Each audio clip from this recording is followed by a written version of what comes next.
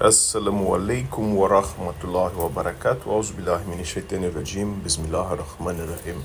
Assalatu wassalamu ala rasulina Muhammadin sayyidil awwalin al akhirin. Medaya Rasulullah, medaya Sadat Shaf Rasulullah, medaya Mashaykhina al-Astur, Sheikh Abdullah al-Faiz Dagestani, medaya Sheikh Muhammad Nazim al-Haqqani, medaya Tarikatuna Sulba Khairu fil Jamia.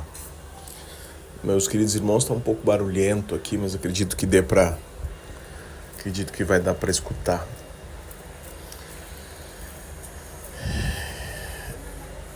Em tudo que existe, há uma parte exterior e há uma parte interior. Há textos e documentos e aulas que falam, por exemplo, sobre a parte esotérica da religião, com X, e esotérica com S. Uma delas se refere à parte externa e outra se refere à parte interna. E assim é em tudo, assim é com todas as coisas. Mesmo essa planta que está aqui na minha frente agora, que vocês não podem ver, obviamente, essa planta tem uma parte que eu vejo, com as suas folhas, com o seu caule, com os espinhos, com a sua beleza, com a sua graça, com o seu perfume. E também há uma parte interna que sustenta tudo isso, a seiva que corre dentro desses caules, as suas raízes por debaixo da terra, que então colhem os nutrientes e a água que ela precisa para sobreviver. E essas duas coisas em conjunto é que fazem essa árvore funcionar assim. Obviamente isso também é para nós, não é? Mas eu não estou falando apenas do funcionamento mecânico do ser humano, mas eu também estou falando do funcionamento psíquico. Há uma conexão muito forte entre a sua psique, o conjunto de fatores que influencia o seu comportamento, né, o seu ego, e o seu corpo, por exemplo. Há uma ligação muito forte. E por que isso importa? Porque se eu me visto como um muçulmano, se eu pratico as orações como um muçulmano, se as pessoas estão me enxergando, mesmo as próximas a mim, ou talvez as que não estão tão próximas, 5 vezes por dia, colocar meu tapete no chão e fazer minha oração. Externamente elas estão vendo alguma coisa. Elas também estão vendo a forma que eu me comporto. E estão, naturalmente, tirando suas conclusões sobre os muçulmanos, não é?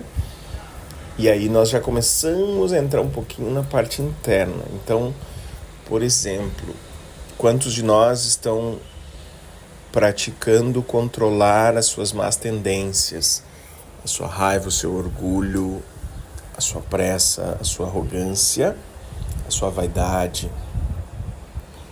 Quantos de nós estão praticando serem mais gentis com os seus irmãos, independente do que aconteça? Porque, lembre, eu disse praticando. Não é uma coisa que, daqui para amanhã você... Não, a primeira coisa ali na esquina, ali já se irrita, já sai xingando e já se foi. Já perdeu, já errou. Então, é uma prática, a gente tem que treinar.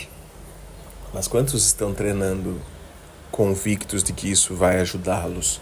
Convictos de que isso fará bem, de que isso alimentará a sua essência, a sua parte verdadeira, e diminuirá o alimento do seu ego.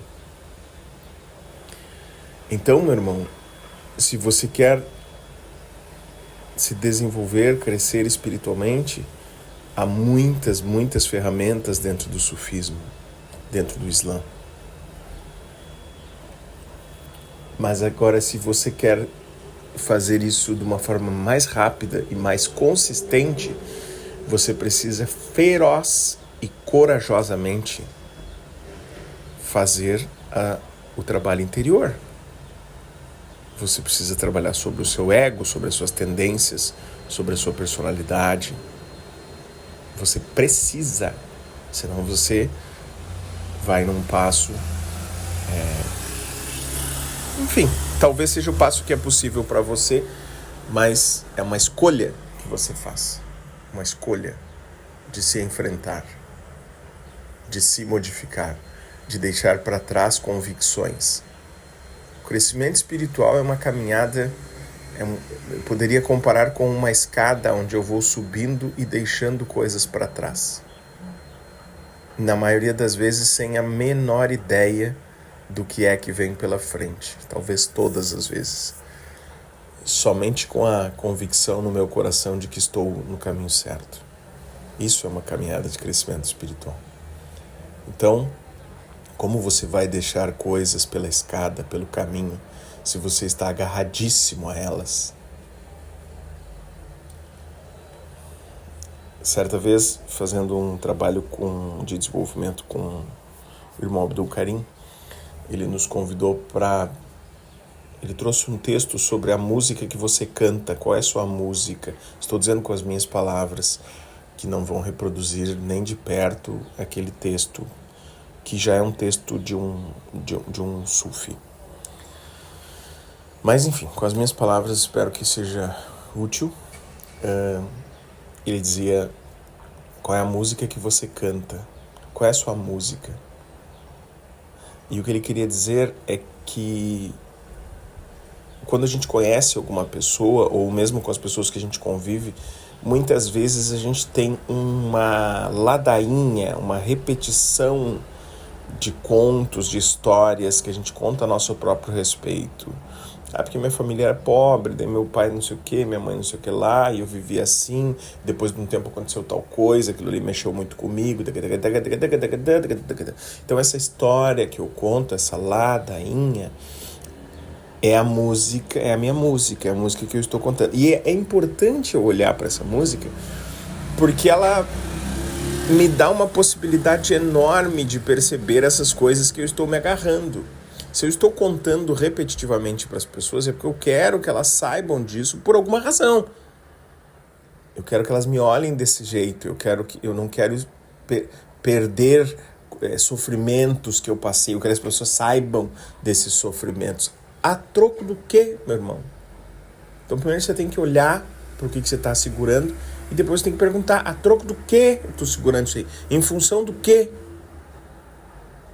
O que é que eu vou fazer com esse monte de coisa? Que tanto de felicidade me trouxe isso? Que tanto de bem-estar me trouxe isso, tudo que eu estou segurando até hoje? Que tanto de realização verdadeira me trouxe isso tudo que eu acredito que se eu tiver, aí eu vou ser feliz? Por isso eu disse que precisa ser corajoso. Antes de corajoso, precisa ser humilde. Porque se eu já tenho certeza, não há mais nada a ensinar, né? Não tenho mais nada a aprender. Então, é uma opção. Mas lembre, se você olhar para dentro, você vai potencializar, você vai dar consistência para o teu caminho, para a tua caminhada, para o teu crescimento espiritual. E que Allah nos abençoe. Inshallah. Amin al-Tawfiq. Al-Fatiha.